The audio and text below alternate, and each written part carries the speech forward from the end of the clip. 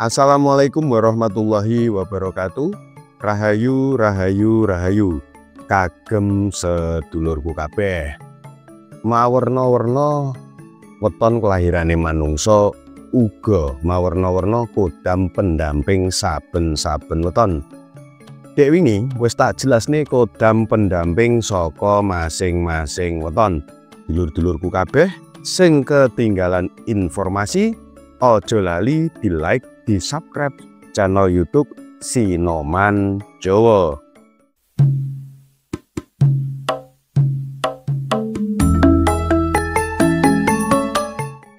Ana ing kesempatan iki dulur, aku pengen bahas weton pendamping saka Kemis Legi. Dek wingi wis tak jabarne sifat, watak, karakter weton Kemis Legi. Ini dulur-dulurku sing urung jelas tentang sifat, watak, karakter weton Kemis Legi, iso disekro-sekro, digoleki. Insyaallah sampean bakal nemoni informasi sing komplit. Khusus ana ing videoku iki bakal tak jelasne kanthi gamblang kodam pendamping weton Kemis Legi. Ning sadurunge tak jelasne kanthi gamblang, ojo lali adate ya dulur, diseruput kopine dhisikno.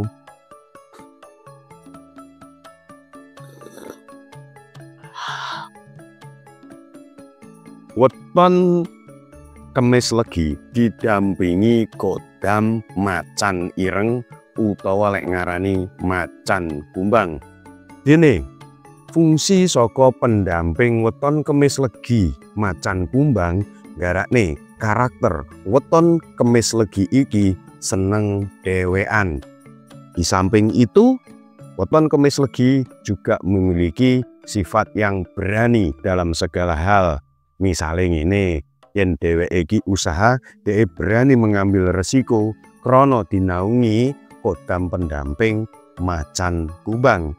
Terus dheweke yen enek masalah, dheweke iso nyikapi masalah kuwi dhewe tanpa ngejak bolo-bolone. Krana dinaungi kodam macan kumbang, ndadekne weton Kemis Legi iki memiliki insting yang tajam, cara-carane gampang peka ilmu kebatinane, cara belajar ilmu spiritual weton Kemis Legi iki tak rasa cocok lan pas. Nanging pesenku weton Kemis Legi, yen awakmu wis didampingi kodam macan kumbang, aja ndadekne sampean menungso sing adikang adikung adiguna, sing merasa awakmu luwih dhuwur derajate daripada menungso liyane. Eling, kodam pendampingmu kuwi yen ora oleh welas asih Gusti Pangeran, mula sekabehane ora bakal dadi gawe. Tetep rendah hati, tansah eling lan waspada, andum melas asih marang sak padha-padha, insyaallah Gusti Allah bakal pinaringan kekuatan spiritual yang sangat luar biasa mungguh weton Kemis Legi. Wis cukup semene ayo dulur penjelasanku, ketemu nanggone videoku selanjutnya.